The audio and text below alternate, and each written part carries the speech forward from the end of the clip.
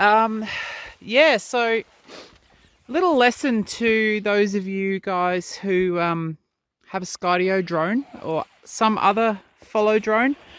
Be very careful. Try not to watch the drone when you should be watching what you're doing on the bike. I had a small entanglement with a log because I got a bit out of shape over a jump.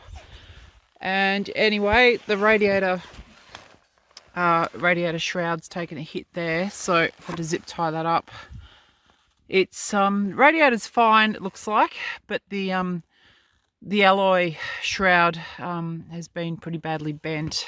If you look up here, yeah, the thermo fan won't spin. I've got to take that apart and have a look at that. But yeah, if it didn't hit the shroud there, it would hit my foot or my leg. So I moved my leg out of the way. I think I'll have it on the drone footage. But yeah, I think I'd glanced up to look at the drone, gone over a jump, and hit a sandy patch and just sort of rode it sort of a little bit out of shape. So that was the first thing. Then anyway, I fixed that up, got back on the bike, fired up the Skydio, which is here, and ended up having crash number 2.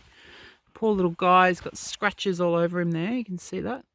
So I was riding along, I had him following me along this really cool trail in the Black Range called Muirfoot track. Really nice sort of jumpy 2-track. I was just going up that way, and I checked the phone and it said I'd lost connection. So that usually means that you've crashed the drone. So yeah, and I didn't know where the hell it was. I had a rough idea of where the connection dropped out, so I ended up spent half an hour to an hour looking for it. Went down there a couple of times, and I went back up there a couple of times. I ended up deciding that it wasn't on this side of the track. I'd actually anchored it out, sort of out about here, but there was nothing it could have crashed into there. So I figured maybe it had tried to catch up to me and gone a little left and clipped one of those twigs.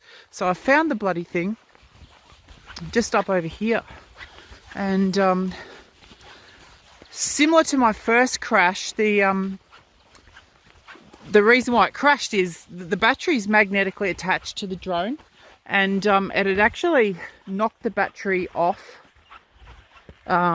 Obviously clipped something, battery comes loose because it's enough of a force to break the magnetic connection, and the drone was nicely nestled on this stuff here. So no real damage to it, and the battery was over here. Well, hopefully there's no damage. I'll have to jump back on the bike, head home, call it quits with the drone flying for now, and have a look at the footage later.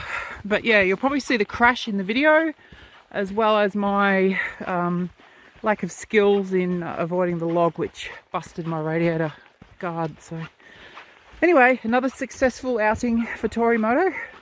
There's always something going on. Talk to you guys soon.